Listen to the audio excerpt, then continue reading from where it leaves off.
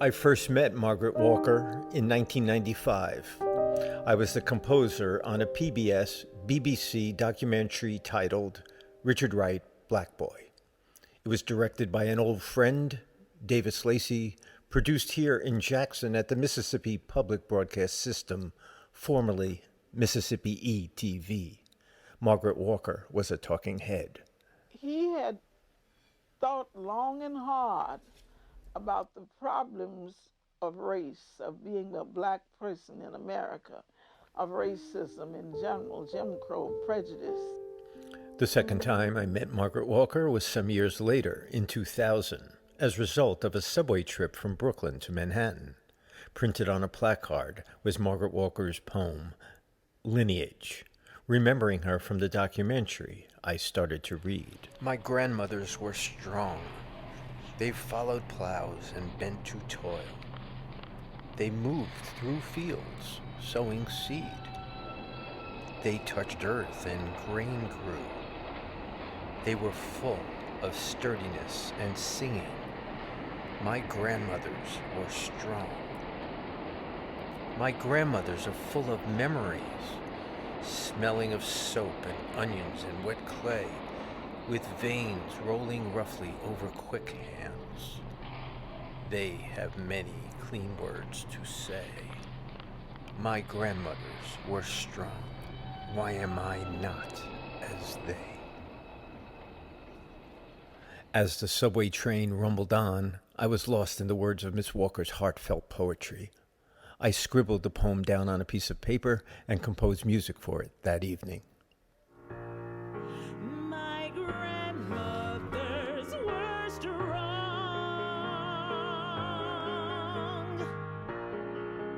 My grandmothers are full of memories, smelling of soap and onions and wet clay, with veins rolling roughly over quick hands. They had many clean words to say. My grandmothers were strong. Why am I not as they? This was the beginning of the For My People song cycle. As far as I know, the only remaining copy of the Poetry in Motion placard is still in the possession of Dr. Mary Emma Graham. I soon discovered Margaret Walker's collection of poems, This Is My Century, and slowly began composing music to the poems that reached out to me. At this time, also in collaboration with Davis Lacey, I was composing the scores to the PBS Great Performances, Free to Dance, and the American Movie Classics documentary about the life of Hattie McDaniel. One evening, I played the 5 poems for Davis, and he suggested that Dr. Mary Emma Graham should hear them, and he kindly made the introduction. A few seasons came and went, and then, lo and behold, Dr. Graham, Mary Emma, arrived at my apartment in New York City. We greeted each other, and then she matter-of-factly said, "Let me hear them." She sat next to me at my piano as I played and squawked out my rendition of the 5 existing poems. When I was finished, she said, "Margaret would have loved these." This was all the encouragement I needed to keep on writing more. The next thing I knew, Mary Emma introduced me to Dr. Joanne Gavin from Furious Flower Poetry Conference at James Madison University. Dr. Gavin, Joanne, embraced the project. She immediately saw the potential and recognized how it was promoting Margaret Walker's poetry. Her enthusiasm and forward thinking led to a series of performances at JMU. It was these performances of the work that made me aware that my musical settings of the poems gave them a new voice. It was also Joanne Gavin who suggested that the piano vocal form of presenting the work be expanded to solo vocalists with chorale. She introduced me to a very talented choral arranger, James Ballad. He and I started expanding the work. It was this expansion of the form that was performed at the Furious Flower Poetry Conference at the Forbes Center for the Arts in 2014. It featured the combined 120-voice JMU and Morgan State chorales. The program consisted of pieces from the song cycle, along with 2 new works I was asked to compose: Dear John Coltrane, with poetry by Michael Harper, and Facing It, with poetry by Yusef Kumanyaka. That night, Margaret Walker's poetry spoke to the audience. The truth that Walker shares with us came forth. This superb performance made me realize that my goal, which was to paint musical impressions to match the intention of the poet's voice, had succeeded, and that the For My People song cycle had taken on a life of its own. My writing process at the time had no particular working order, and for the most part I stumbled upon the poems I set to music. I became very aware of Margaret's ability to understand and describe the nuances of character. Poems like Kissy Lee, Gusta Lineman, Inflation Blues, and Long John Nelson and Sweetie Pie. These musical works have since become some of my favorites. Long John Nelson and Sweetie Pie lived together on Center Street.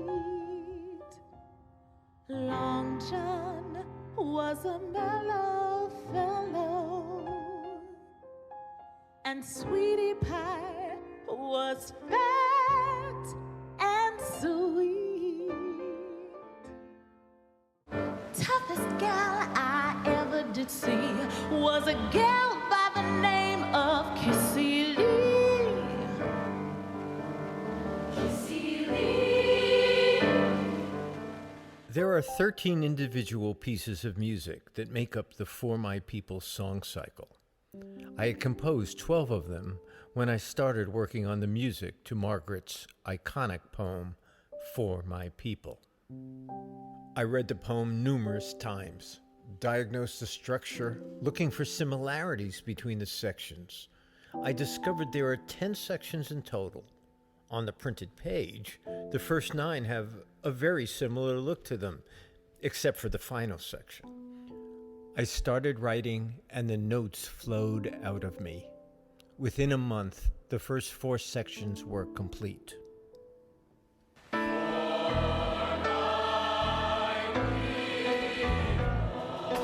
Everywhere singing their slave songs repeatedly, their dirges and their ditties and their blues and their jubilees, praying their prayers nightly to an unseen God, bending their knees nightly to an unknown power.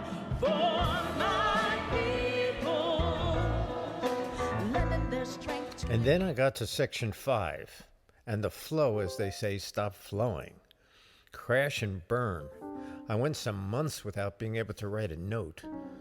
At which end, I decided to jump to the end and write the very last note. And as a result of figuring out the last note, the music to the last section of the poem, which I refer to as the hymn, emerged. Earth rise, let another world be born, let a bloody peace be written in the sky, let a second generation full of courage issue forth. Let a people loving freedom come to growth. Let a beauty full of healing and strength, a final clenching by the pulsing in our spirit and our blood. The music again began to flow, but only for this section. Sections 5 through 9 eluded me. Finally, I called Mary Emma. I told her where I was stuck. She simply said, "Well, that makes sense. Margaret had trouble writing them as well." She went on to explain that the trouble writing these verses came from Margaret's reservations about speaking out in such a way that it showed a side of her people, whom she sincerely loved, in a bad light.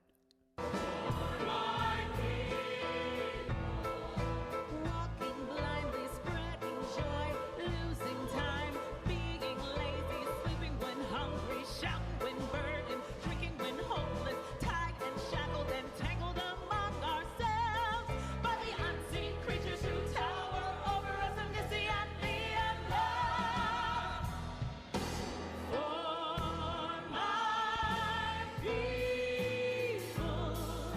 Margaret was forced to tell it like it is. Speak the truth about the one she felt the most love for. The difficulty she had writing these words translated into the difficulty I had composing the music to them. I recognized and felt a sense of scolding with an air of anger and sadness. It informed the musical settings. Within a few months, I completed the entire piece. For my people everywhere, singing their slave songs repeatedly, their dirges and their blues and jubilees, praying their prayers nightly to an unknown God, bending their knees humbly to an unseen power. For all my people lending their strength to the years, to the gone years, and the now years, and the maybe years. Washing, ironing, cooking, scrubbing, sewing, mending, hoeing, plowing, digging, planting, pruning, patching, dragging along, never gaining, never reaping, never knowing, and never understanding. It was from a performance of the song cycle at the Natchez Literary Festival in February of 2015 that a life event made me aware of the importance of the work. Wilhelm Cortez Castilla, the director of the JSU Chorale, arranged for the song cycle to be performed at the festival. It took place at the Trinity Episcopal Church in Natchez. Vocalist Aurelia Williams, Castilla, the 20-plus members of the Jackson State Chorale, a grand piano, and I were squeezed onto the pulpit area at the front of the church.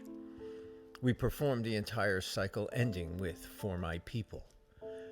The audience erupted with applause, which gave us an overwhelming sense of joy. Castilla was deeply moved by the experience. We thanked each other. Early the next morning, Dr. Robert Luckett called me and, emotionally shaken, said that Castilla had had a heart attack, collapsed shortly after the return to Jackson, and died. Castilla was a believer in the For My People song cycle. When I think of him, it is always accompanied by my knowing that the last piece of music that Castilla conducted in his life was For My People.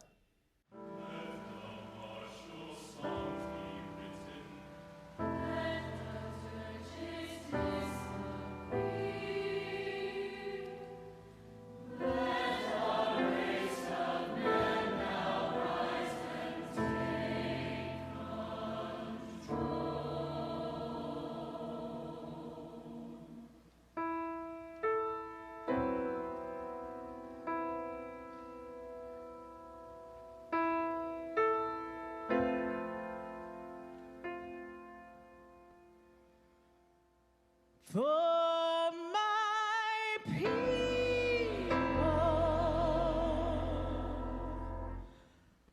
for my people,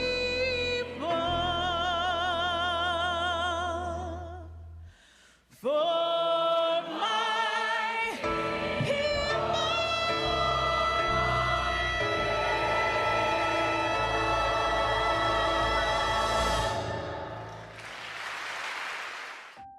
I've experienced audiences being moved by these pieces.